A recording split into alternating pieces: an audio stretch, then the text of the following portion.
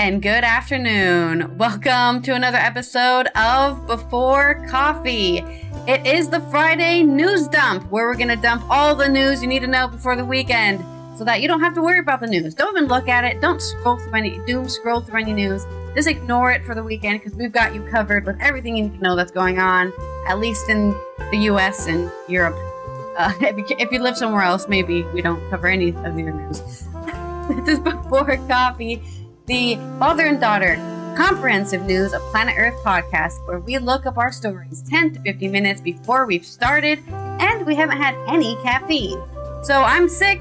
He is always sick, I guess, and we're going to read out our headlines for you for this Friday.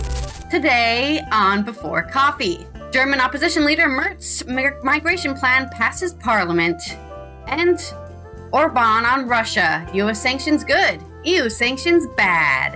And here's Roger from the United States. Not much of a news dump for me today. We have NASA spotting a big rock heading towards Earth. Brexit 5 years on. What was promised versus what we got. And we remember Mary Ann Faithfull, who has passed away at 78. Billie, Eilish, Lady Gaga, and Nirvana reunion. The biggest moments from Fire Aid. Wow, they brought somebody back from the dead? A Nirvana reunion. And it's National Backwards Day. That's right, it's National Backwards Day. Or Yad Drawcab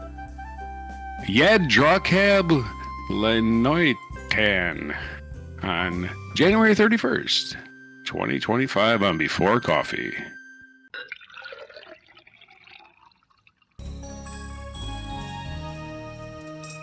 Whoa!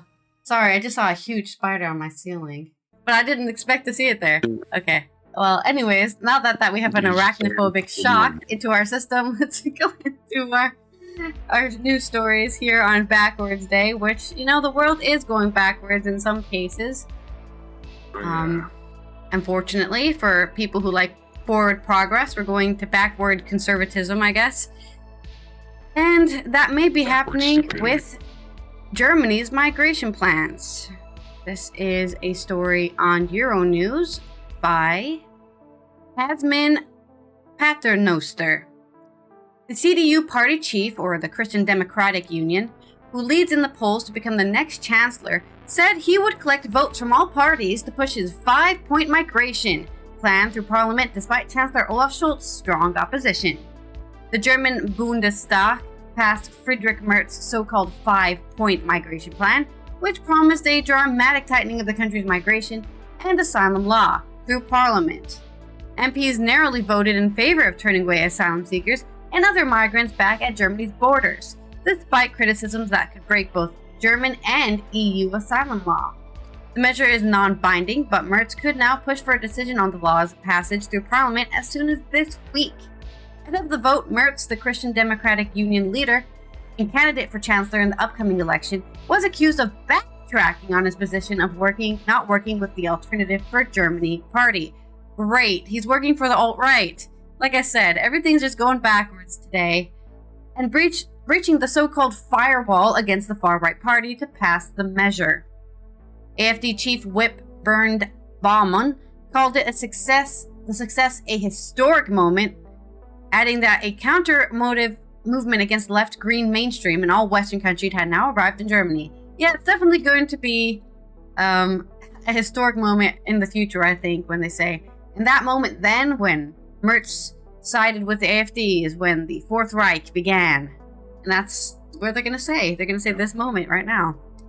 When they took the firewall down. Stepping, everybody. Here come the Nazis. Yeah.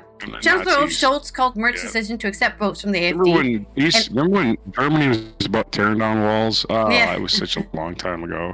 Well, to be fair, they're putting up a firewall against the alt-right. That was the idea. But yeah, they tore down the wall pretty quickly when they wanted to get this migration law passed. Chancellor Olaf Scholz called Merz's decision to accept votes from the AfD an unforgivable mistake in a fiery debate ahead of the vote.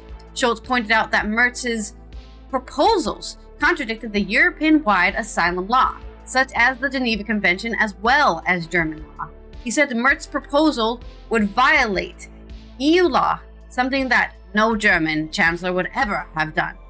Yeah, Germany and France, of course, being the pillars of EU. So if they start doing shit, what are you going to do? They're the pillars. Merz, for his part, said the European migration and asylum system was dysfunctional and insisted that his measures were necessary to combat crimes committed by asylum seekers. Of course, this is coming from the country who just deported a bunch of people who are, I think, already in jail for crimes to, like, Algeria or something. I can't remember where. But they're like, get on this plane. You're criminals. You're asylum seekers. You can leave. And like I said, I don't know what crimes they committed. According to the reports, they were violent crimes, but there could have been easily people on there who were like, they stole some bread. That's violent. Put them in jail. He addressed the widespread criticism that he was working for the far right, saying that getting votes from the AfD would make him extremely uncomfortable. However, Merz ultimately concluded it would be necessary to deal with the violence in Germany. Usually violence is a systematic problem, not something caused by migrants. Maybe those migrants are being pushed down too much and they turn to violence as their only solution. It's not like it's born in their genes to be violent. You come from somewhere else. You must be a violent criminal is a very, very bad slope to be slipping on. Merz's proposal followed a knife attack in Bavarian city of Aschenbach. Every time I see German, I want to speak Dutch. Aschenbach last week, where 2 people were killed by an asylum seeker from Afghanistan who was scheduled to be deported. He directly addressed the attack as well, another attack in Magdeburg shortly before Christmas, in which a Saudi-born doctor named rammed a car into Christmas market, killing 6 people. Reminder, though, that Saudi-born doctor was also a follower of the AfD and an alt-right supporter. So it had nothing to do with him being an immigrant. In a way, it did have everything to do with him being an immigrant, because he was basically, hey, can you go be an immigrant and do bad things to further improve our standing that all immigrants are violent criminals? Because that's all, as far as I know, that's what happened there. It was a setup. You can't use him as an example of how violence is all perpetrated by migrants. How many more people have to be murdered? Yeah. Did you know that most violence was not committed by immigrants? Yeah. I think you'll find most violence is committed by Germans, because there's more Germans in Germany than there are migrants. How many more children have to fall to victims to such acts of violence before you believe there's a threat to public safety and order? Merz asked Parliament ahead of the vote. Merz and the CDU are currently leading in the polls with a 29% of the vote ahead of the country's federal election scheduled for the 23rd of February. The poll released on Wednesday by YouGov shows the AfD is second place with 23%, and Social Democrats are third place with 50%. Well, polls are nice and everything, but yet again, they aren't the truth. They're just whoever answers the phone or fills out a survey. So, vote for who you believe in, not who you think is going to win, because, you know, according to this, AfD is going to be in second place, which is terrible. In a shorter little segment here, we talked about yesterday about more sanctions against Russia, and of course, my favorite scapegoat, Orban, is yet again being performative, deciding who's allowed to do sanctions against Russia and who isn't, because he's Putin's little party buddy. This is on Politico. EU sanctions against Russia are bad, but it's all good when Donald Trump threatens to impose them, according to Hungarian Prime Minister Viktor Orban. In an interview to state broadcaster Kossuth Radio this morning, Orban said, "The Americans don't want sanctions, they want peace. And the Europeans want sanctions instead of peace. The Americans want peace, and one way to get peace is through sanctions." He clarified, "They say negotiate, but if you don't negotiate, you may even get harsher sanctions. But these two are completely different schools of thought." After the roundabout remarks, Orban emphasized that he does not support EU sanctions, claiming that Hungary's economy has lost 95 billion euros over the past 3 years because of them, as the West ostracizes Russian leader Putin over his full-scale invasion of Ukraine. Oh, boo-hoo, you've lost money. People are dying out here. There's an entire country losing the right to exist to Russia, and you're like, oh, but we lost money. Our economy is tanked. What are we gonna do? Well, at least you're still alive, and you're not being invaded by Russia. Orban has once again threatened to veto the extension of sanctions, claiming that Ukraine's decision to cut off Russian gas supplies to its territory is unacceptable, which of course we talked about yesterday. He's a populist leader who's been in power for way too long, has a history of performatively threatening to play his veto card when it comes to EU sanctions against Russia, and he's not yet followed through once. According to Orban, if the European Commission fails to fulfill the energy security guarantees it promised to Budapest, if he really means it this time, I'm really gonna do it, guys. You watch. A decision on sanctions must be taken every 6 months.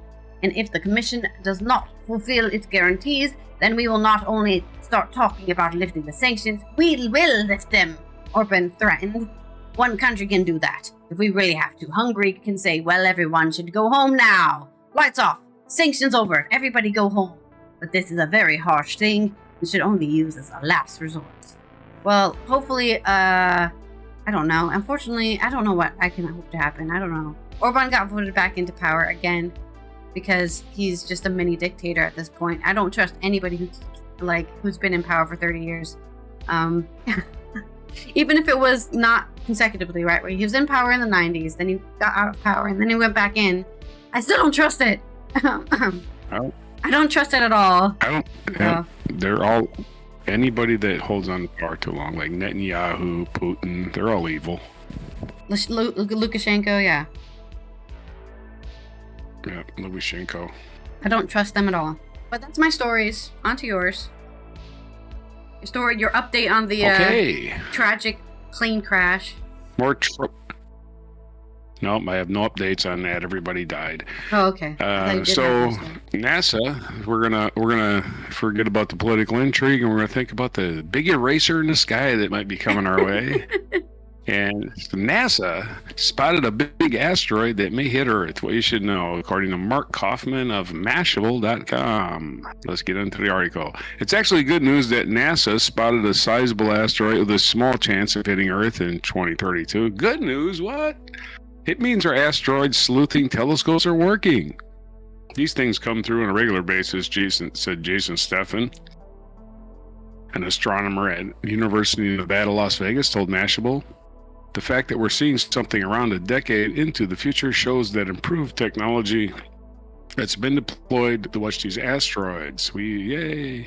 The Asteroid Terrestrial Impact Last Alert System. Wow, that's a long acronym. They don't have an acronym. The ATILAS. A global network of telescopes funded by NASA to find Earth-threatening objects spotted the asteroid 2024 YR4 in December 2024.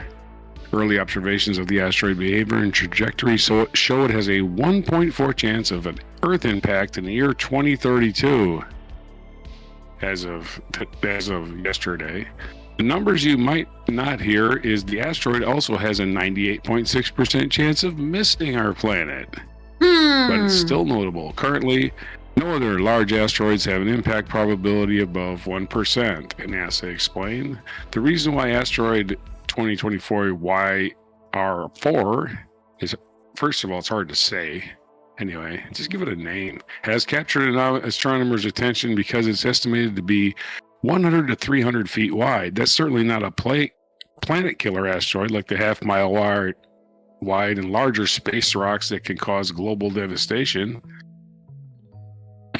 It says in parentheses, the asteroid that wiped out non-avian dinosaurs was around 6 miles wide and came from beyond Jupiter. Wow. So... Or at least they guess. They don't really know where if it came beyond where it came from because they weren't alive when it happened. Right. It wiped out all the big dinosaurs. Yet an asteroid... Sorry, maybe I'm getting sick too. I just coughed out of nowhere. Yet an asteroid some 130 to 300 feet across can be, depending on its composition, regionally devastating. The asteroid that hit Arizona 50,000 years ago and created a 60-foot deep meteor crater was about 100 to 170 feet across. A similar size impact today could destroy the city size of Kansas City. David Kring, an impact cratering expert at Lunar and Planetary Institute, explained in a NASA blog. In the coming years, space agencies like NASA and European Space Agency, along with organizations like the International Asteroid Warning Network, the IAWN, will continue to track and characterize asteroid 2024 YR4. Its likelihood of impacting Earth could change. Eventually, the risk could potentially even disappear. We don't know yet. My colleagues and I have been paying attention to potentially Earth-impacting asteroid 2024 YR4, which Torino 1 initially and is now Torino 3. I don't know what that means. Posted Heidi B. Hamill, a planetary astronomer referencing the Torino scale of Oh, there you go. that categories and objects are hazard level. The impact predict is 2032, but more data may reduce the probability to 0. The Like an Torino earthquake scale or a goes up to tornado, 10. they have a scale for danger. Just like... It's named after an old Ford sedan, the Torino.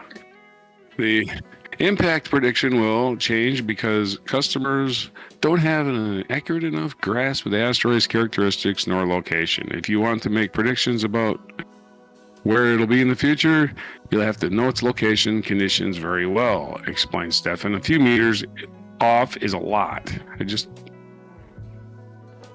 Just a small unknown or error in prediction amplifies and profoundly changes the prediction. And the agency just released information of a public and scientific interest. It's still a likely event of an impact, and any potential regional effects remain far from certain. For example, over 70% of Earth's surface is covered in ocean. A non-coastal landing could cause little harm. That's why the International Space Station will be disposed in the Pacific Ocean.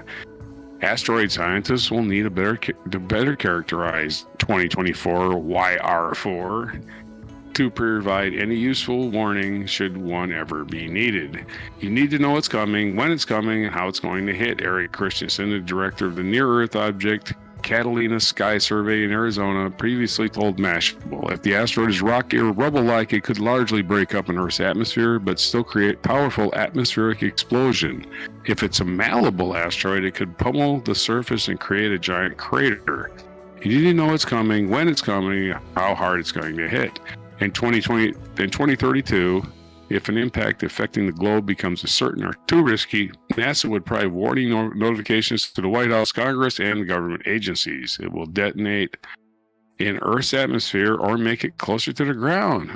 Will it detonate in Earth's atmosphere or make it closer to the ground? Explained NASA's former planetary defense officer Lindley Johnson in the previous interview. We can advise leadership as to what might be faced should the asteroid impact the planet. For instance, although we can't currently redirect an asteroid or stop an impact, we can direct people to evacuate an area. Yeah, haul ass, get out of there. Here are today's general risks from asteroids or comets, both tiny and very large. Importantly, even relatively small rock can still be threatened, as the surprise 56-foot rock that exploded over Russia blew out people's windows in 2013 proved. Every single day, about 100 tons of dust and sand-sized particles fall through Earth's atmosphere and promptly burn up. 100 tons of dust headed our way. Every year, on average, an automobile-sized asteroid plummets to our sky and explodes, according to NASA. Impacts by objects around 460 feet or 140 meters wide in diameter occur every 10,000 to 20,000 years.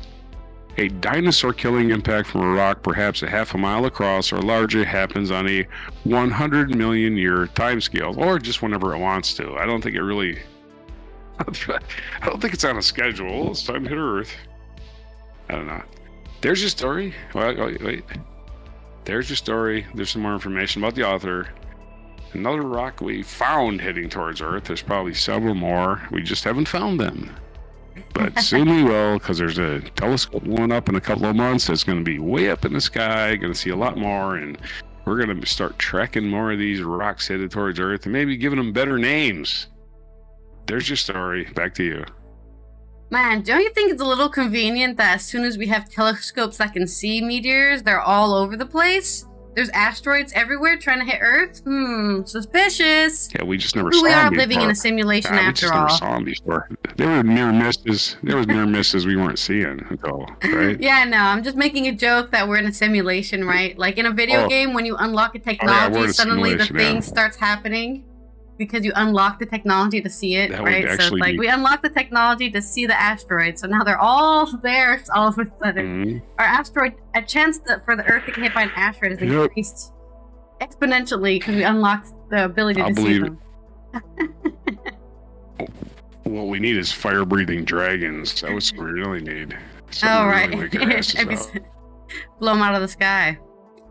Okay. Well, from our, I Flying- guess, space news, flying let's move dragons. on to, well, you remember that cute little thing called Brexit that happened about 5 years ago? Well, we're going to review what's actually happened because of it and, what promises were given and what actually we got. This is from Archie Mitchell on The Independent. 5 years after Britain officially left the European Union, Brexit is less popular than ever. YouGov polling on Wednesday showed the number of Brits who think leaving the EU was a good idea is at its lowest since the referendum, with just 3 in 10 saying it was the right decision. Most voters support Britain returning to the EU, with even 1 in 6 who backed the UK's departure now experiencing regret. Yeah, because you got lied to. They lied about a bunch of things during that Brexit campaign, and none of it. Most of it didn't happen. The opposite happened. Actually, they're like, we're going to fund the NHS now that we don't have to pay money to the European Union, and then they did not fund the NHS. To mark the 5th anniversary, The Independent looked at what Britain was promised before the 2016 vote and what Britain actually got. Of course, the big contention one here, they promised £350 million a week for the NHS in their budget. One of the most notorious promises made by the Leave campaign was that, due to Britain's financial contributions, the EU getting out would free up £350 million each week, which could be spent on health service. Man, I'm so educated on this that I know what they're writing in this article before they say it. Spending on the NHS has increased since Britain left the EU, particularly during the pandemic, but there's no evidence to suggest Britain's payments to the EU have been redirected to the service.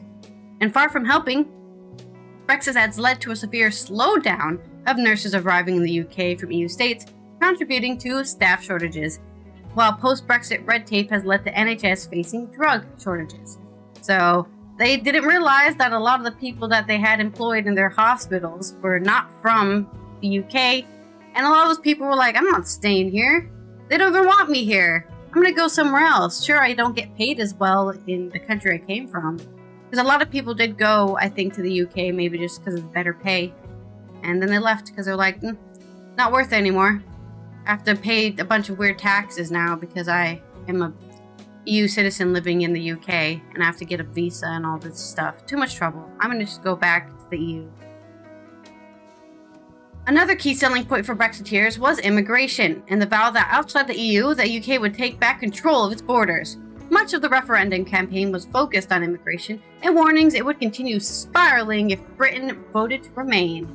But the UK's withdrawal from the EU has not made so much as a dent on net migration figures, with immigration soaring to record high. The net number of immigrants who arrived in the UK in 2023 was 900,000, almost 4 times higher than the 2,048 figures seen in 2016, the year of the referendum, also the year of the Syrian refugee crisis. So that was happening back then, and they still never reached that 900,000 that I guess they never even dreamed of. They're hoping it would go down after 2016, but it got higher.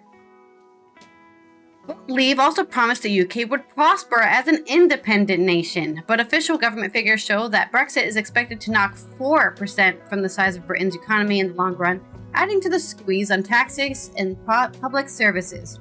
And in a stark warning for those thinking Brexit's damage would be over 5 years on from Britain's official EU exit, official figures revealed by The Independent show that less than half of its impact has been felt yet.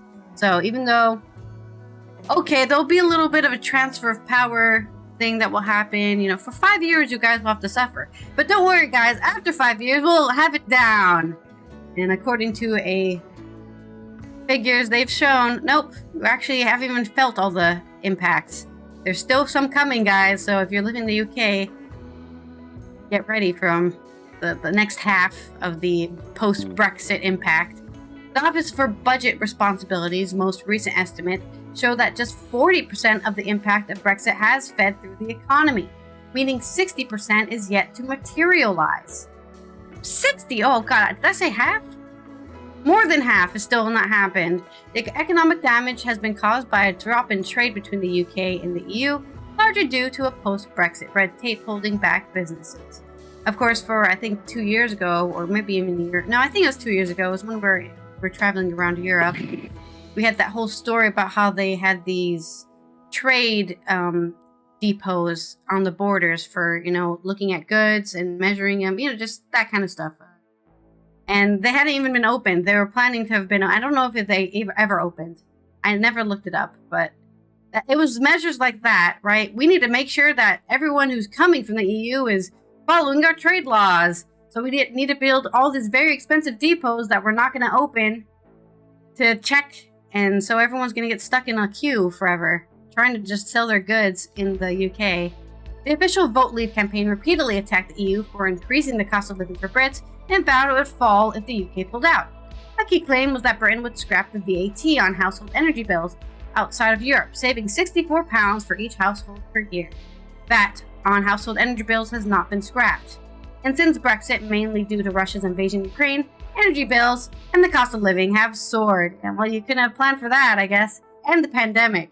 Right? Maybe if the pandemic and Russia's invasion didn't happen, maybe the Brexit would have worked, but that's the thing with the world. You can't make plans 5 years in advance because the world does not care about your plans. Brexit has in fact been blamed for the exacerbating cost of living prices that hit the UK by increasing trade friction and driving up food costs. Another big Brexit bonus promised by the Leaver backers was a wide-ranging US trade deal that would boost British businesses. Despite warnings from Barack Obama that leaving the EU would put Britain at the back of the queue, Brexiteers pressed ahead with the notion that a special relationship would open the door to a deal.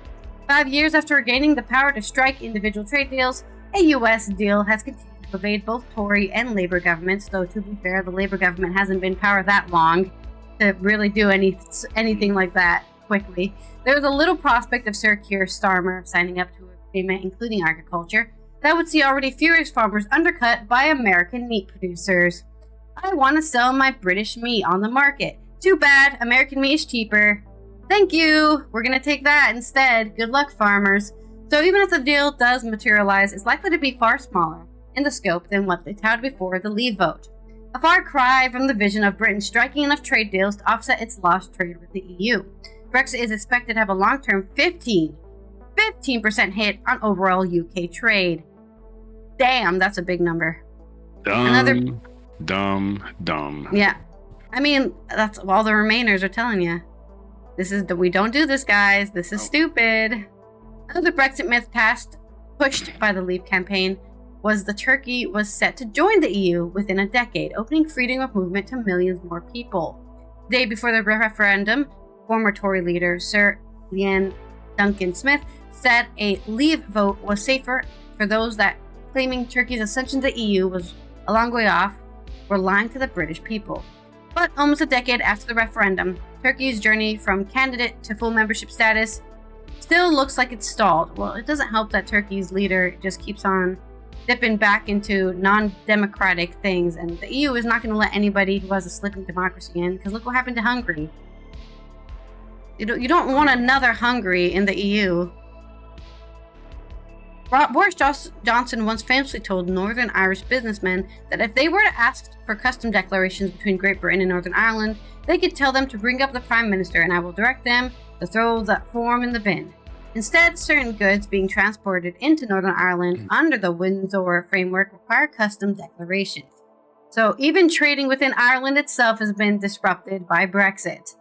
Northern Ireland is treated as part of the EU single market, meaning that goods entering from Great Britain are subject to checks and declaration forms. This has proved highly controversial, with unionists arguing the system threatens Northern Ireland's place in the United Kingdom, but the framework is in place to ensure no hardening of the Irish land border post Brexit.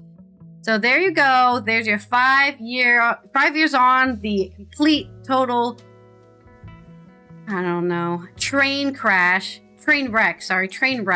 that was Brexit. That is Brexit.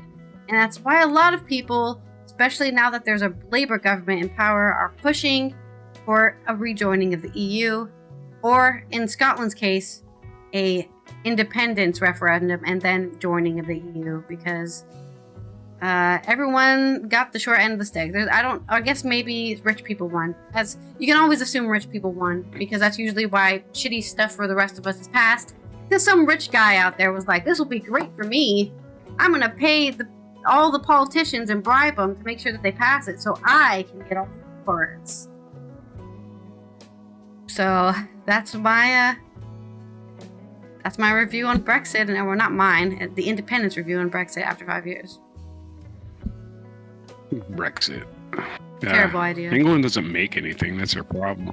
They don't make anything. They used to, yeah. What do they have to offer? They used to be a huge steel. Losing out on? They're consumers. Building steel and stuff, and having a lot of factories, which is why they're trying to open all those factories now.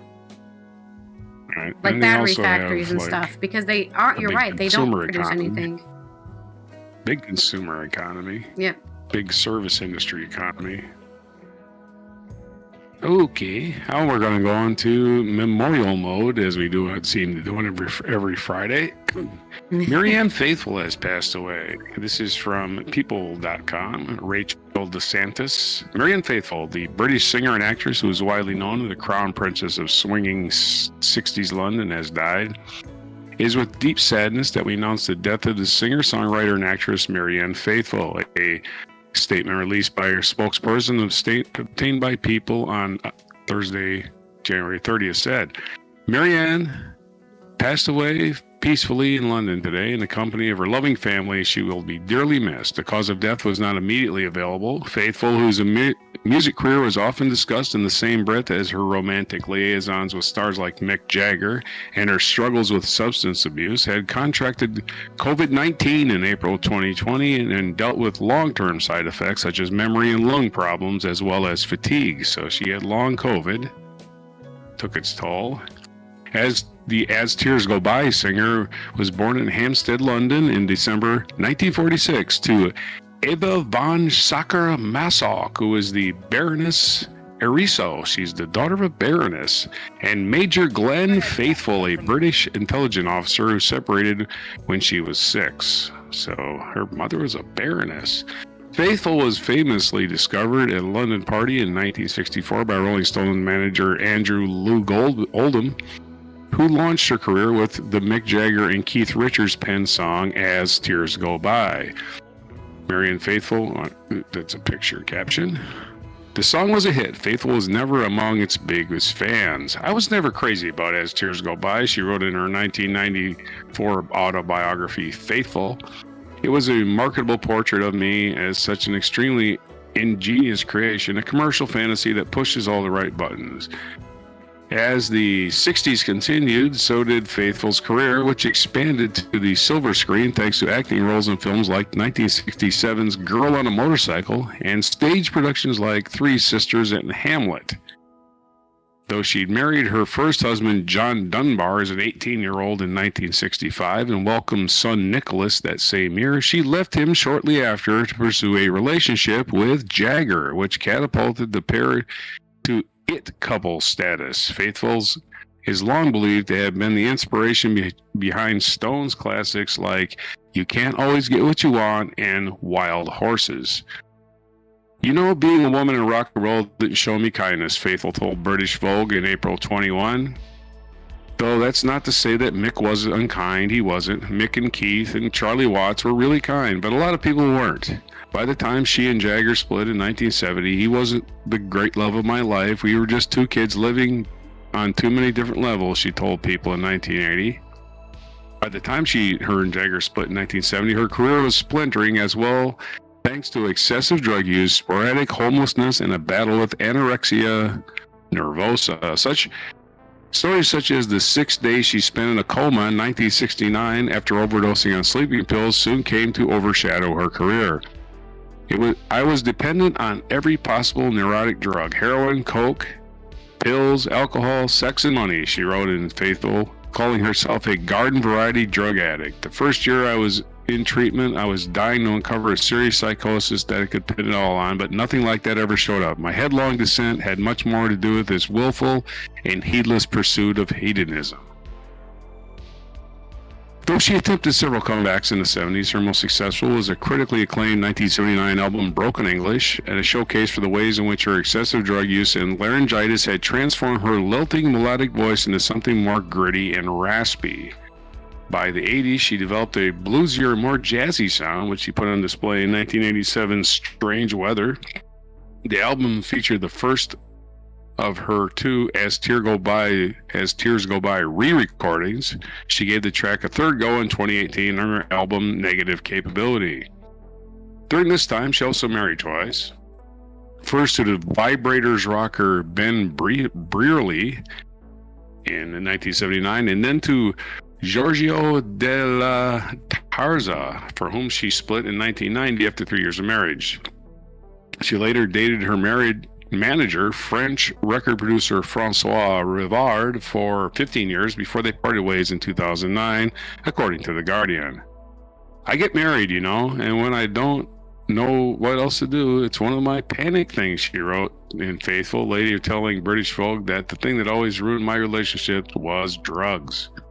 In recent years, Faithful continued to churn out steady stream of records, most recently in 2021 with the spoken word album She Walks in Beauty, and serves as a tribute to romantic area poets like Keats, Byron, and Shelley.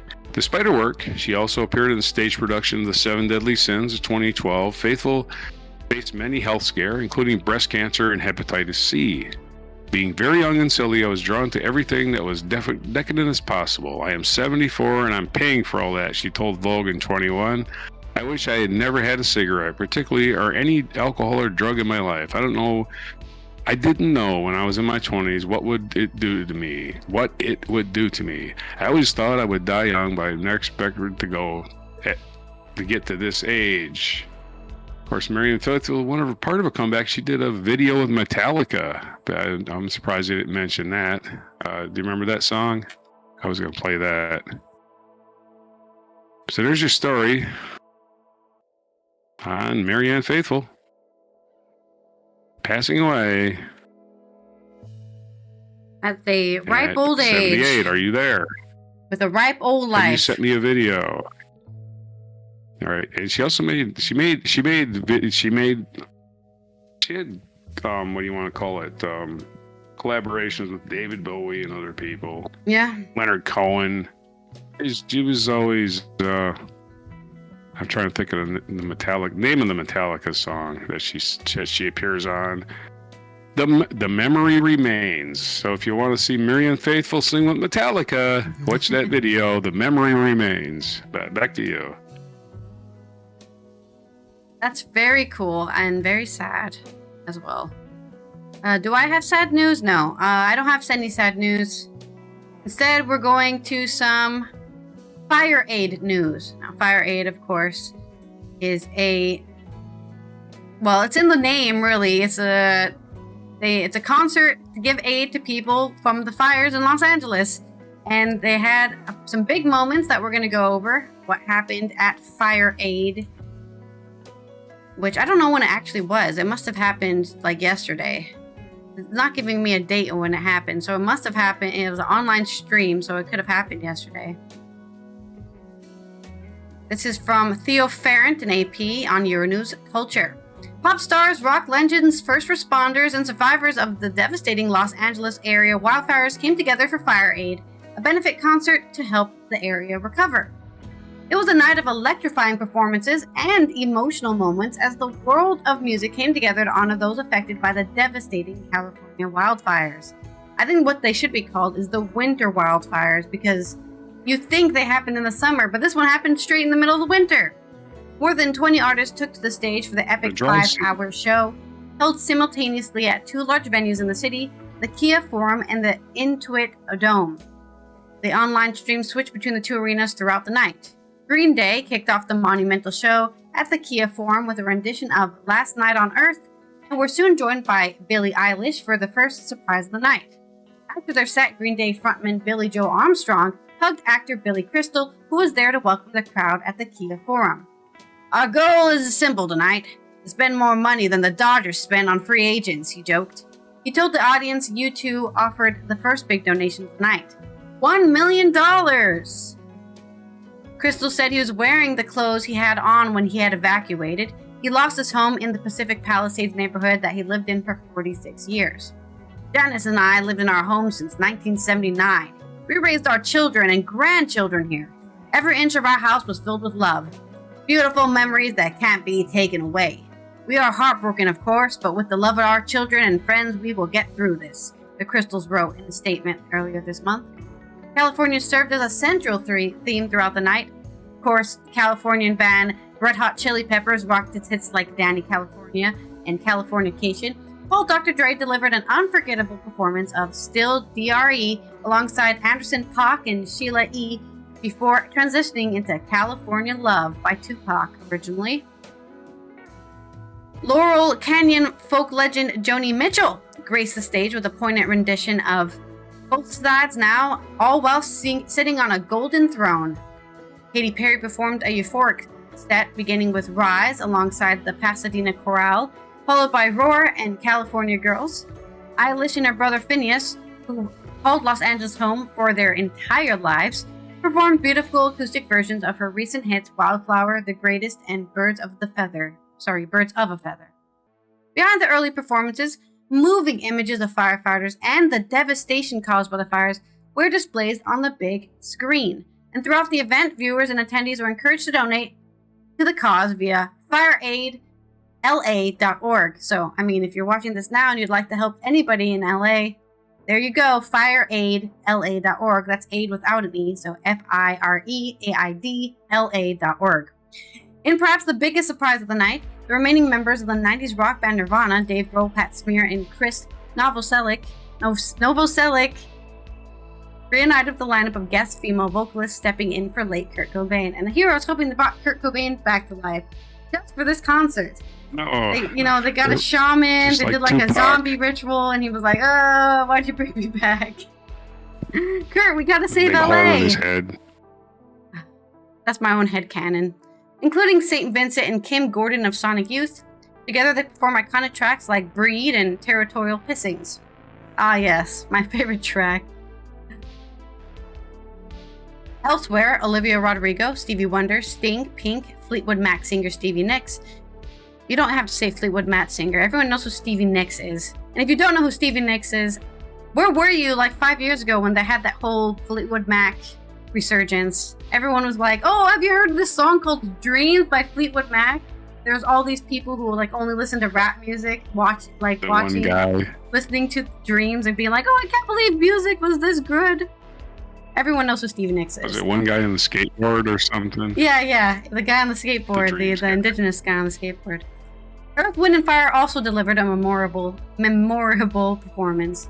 Closing the night, Lady Gaga powered through the Oscar-winning Shallow and Always Remember Us This Way from A Star Is Born, before playing a new song on the piano. "It's just for tonight and just for you," she said. Why did I give her a British accent? She's American.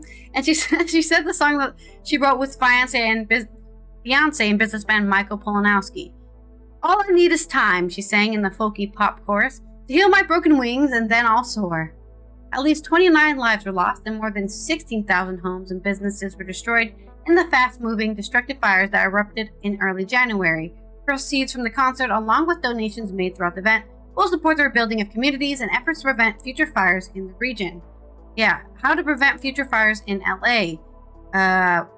Stop destroying the environment. Let water return to the earth. And start chopping down any kind of wild, or even better, this is a practice from the indigenous people, make controlled burns. If you have a controlled burns during the harshness of winter, you can control where the fire's going, and then you won't have all that extra dry brush that will catch on fire and start fires in the summer, especially. So, you can always... The thing is, people, like I've always said, right, these things are natural. This is a natural event. As far as anyone knows, nobody caused this. the strong winds and a fire broke Right. out, and that's all you Unless it needed. was arson. And And the only somebody did reason, cause yeah, it. it could have been. I don't know, but I'm just saying the only reason humans And- care about fires is because you lose your stuff, right? And that's exactly Right. what they're saying here, right? We lost houses. 29 people were killed. Most fire- I'm not saying that wasn't tragic, but most for the most firefighters part, like just people burn lost their themselves stuff. out. And you can always rebuild your Right. stuff, and that's kind of what this Fire Aid concert was about. You can always rebuild your stuff and get that back. So, if you're interested yet again in helping anybody, any of the victims of the LA fires, fireaidla.org is where you can donate. And on to this day in history. Mm-hmm. This day in history, no fires. I still haven't gotten a video from you, but I'm maybe you're going to Currently send it still this editing time. it, so Oh, okay. it takes. I'm trying to Otherwise, find they're going to play the best guy in part. the skateboard. the. Otherwise, we're going to play the guy in the skateboard singing "Playing Dreams." His name is Nathan Apodaca, and it's got 2.6 million views. I thought it would have more. At least on YouTube. Probably got more on TikTok, right? Anyway, this day in history. This day in history. Austrian composer Franz Schubert was born near Vienna. Schubert.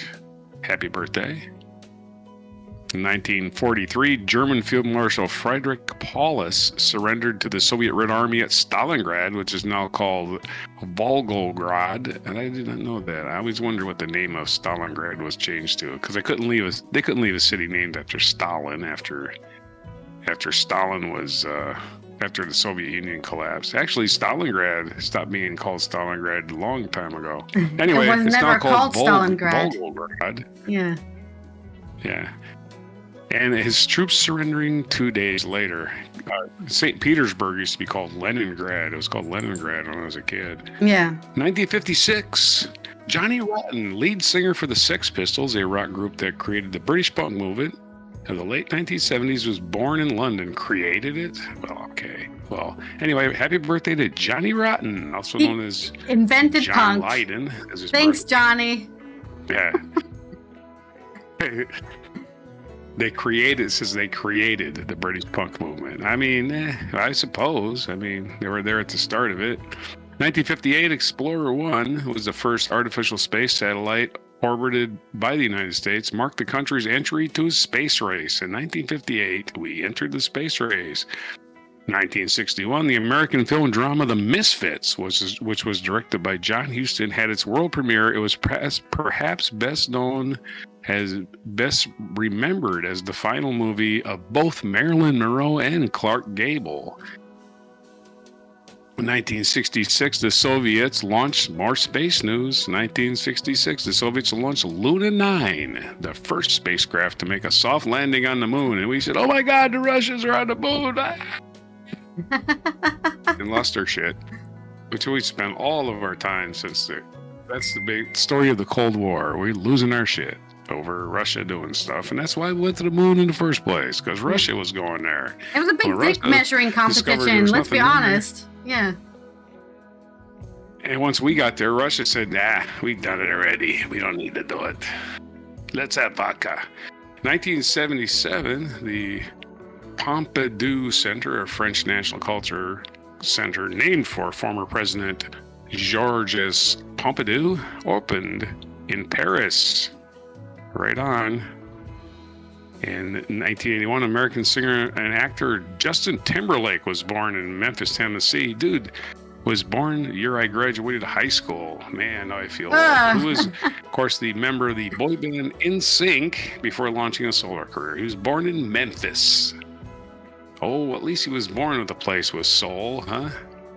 2001, Libyan nationalist Abdel Basit Ali Mohammed Al Mengrahi was convicted of the 1988 Pan Am Flight 103 bombing, in which 270 people were killed. In 2009, the Scottish government released Megrahi from prison after he was diagnosed with terminal cancer. Well, hopefully he's dead now. I would have left him in prison even if he did have cancer. Fucking blowing up airplanes. Maybe they didn't want to pay for his medical costs, so that's why they released him. It's like, we don't want to pay for your medical costs, asshole. Go die somewhere else. Go die in the private health sector, you ass. They probably paid for it anyway, right? Yeah, I don't know. Yeah. 2020, the United Kingdom formally left it. Well, we already talked about this today. In 2020, 5 years ago, the United Kingdom formally left the European Union more than 3 years after the country voted for Brexit. So, as we said, as I said, and you probably said at the time, big fucking mistake. And of course, we've been proven right. Nothing's gone right for England since then. They're still waiting for those chickens to come home to roost. And 1606 is our featured event, and that would be the execution of Guy Fawkes. And this day in 1606, British provocateur Guy Fawkes, one of the gunpowder plot conspirators, is sought to blow up Parliament and to assassinate King James I for his representation of Roman Catholics. His repression of Roman Catholics, not his representation of them. I can't read all of a sudden. Anyway, he was executed in London on this day in 1606, a long damn time ago.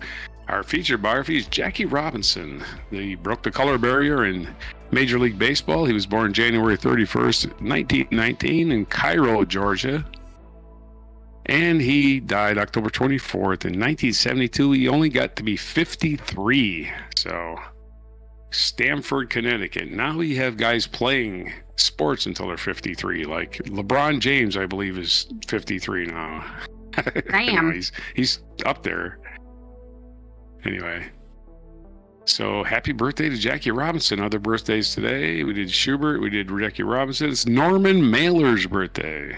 Norman Mailer, born in 1923. He's 102 today, if he was around. And Philip Glass, American composer, born in 1937. And we already covered Justin Timberlake. What other things is it today? It is National Backward Day. So turn that shirt backwards. Rewind this whole thing. Watch it. What? Rewind it and watch it backwards. Yeah, walk everywhere backwards, drive to work backwards, all that stuff. Inspire Your Heart with Art Day is also today. Inspire your heart with art, because it rhymes. And it's National Big Wig Day. If you have a big wig, put it on, I guess. National Hot Chocolate Day and National Fun at Work Day. National Fun at Work Day. What better things to do at work than have fun? Yeah. And no work gets done whatsoever, and your boss comes out, everybody stop having fun. It's Friday. I'll do it on Monday, so those are your man. days for today. That's right. Plus it's National Hot Chocolate Day. So those are everything for big wigs and art and backwardness and fun for January 31st on this Friday at the end of the first month. We're already 1/12 through this year, and these next 4 years can't go fast enough for me. Is January 31st, 2025 on Before Hot Chocolate. This has been Allison here from the Netherlands and Raj from the west coast of the US, where we have finished off another Friday of the news cycle. So you can go ahead and have a great weekend, not worry about anything that's been happening at all over the weekend. We'll tell you on Monday, on Mucking Fun Day, if there's anything you need to know about happening. So take care out there. If you don't hear it from us, it's probably not that important. And let's go to our mic drop moment. You know, Minutemen at the border. I'm talking about the reason we have a narrative problem around immigration and the reason we have such vitriol aimed at folks coming across the border. But keep in mind, only one border, right? The Minutemen do not camp out in boats off the coast of Nova Scotia. This is Tim Wise, an anti-racist speaker, I guess. He talks about anti-racism. Take advantage of our superior health care. They don't do that. This is unfortunately from 8 years ago, but it's still applicable, which is more sad than anything, really. The war of aggression started on false pretense by this country, not what they taught us in 8th grade, but now that is what happened. So really, folks are coming home. Can I get an amen? People are coming home. Right. Amen. They're coming home. They're coming home. And their families were here a long time before the vast majority of ours, and yet we tell them that they don't belong. Very interesting. The reason this is even possible, though, is because of the narrative we've told about how we, and now I'm talking about those of us of European descent, because black folks know how they got here. Right? A lot of Asian folk know how they got here. A lot of folks were brought over, particularly Chinese folk, to work the railroads, didn't care how many of them died. Right? Indigenous folks. Yeah, know how thank they you to got all the here, Asian Americans who built the White folks have railroads told that the we fiction. don't use, by the way, White folks' except story has for basically very been this. limitedly. Our people. Oh, we use the railroads. What are you talking about? Yeah, but a lot of them are abandoned. A large majority of them are abandoned. Oh, yeah. Coming for stuff. Well, the ones that tore out were, In so many yeah. words, we came We for definitely used the principles. railroads. They're coming for stuff. Let's clear this up. We did not come for liberty and freedom. And I know this because if we had come for liberty and freedom, we would have established liberty and freedom. And I don't just mean with regard to people of color. I mean each other. Like, white folks spent a lot of time in the colonies just trying to figure out who was the bigger witch, right? Like, we just would kill each other. You know, it wasn't like one big happy white family. It was just, you're not a good enough Christian. No, you're not a good enough Christian. No, you're not a good enough Christian. Now I'm going to drown you because you're a warlock. I mean, that was the kind of, like, in a nutshell, that was the colonial experience. So that was not Schoolhouse Rock. Right? Yeah. Right? Yeah, that's funny. So we didn't establish liberty and freedom even vis-a-vis one another. Let's be honest, we came for stuff. I We love came for stuff. No, I like don't actually. I'm very opportunity, stuff like anti-materialism. land, stuff like the ability to survive because things weren't working back home. Like, we need to be honest about, like, our people were the losers of Europe. And I don't mean that, I'm not trying to be judgmental or harsh. I'm just being honest. Like when Donald Trump says Mexico's not sending their best. Okay, you think England sent their best? The hell? Like,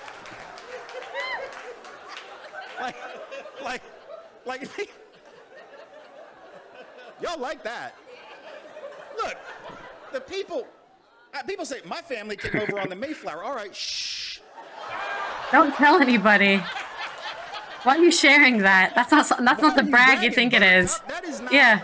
I don't know who was on the Mayflower, but I know who wasn't. The king. The king was not on the Mayflower. Nobody the king wanted to keep around was on the Mayflower.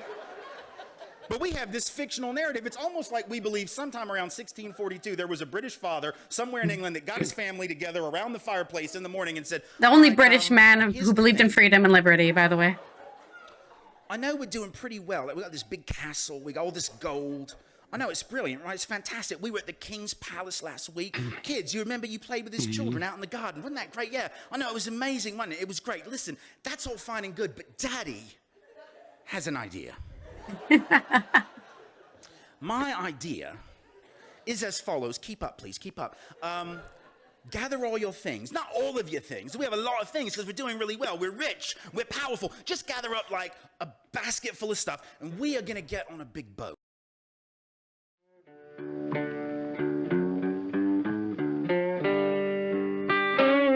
Be sure to hit the like, subscribe, and notify buttons, and follow our other channels, Toxic Alley, History of Gravy, and Scratchy Old Records.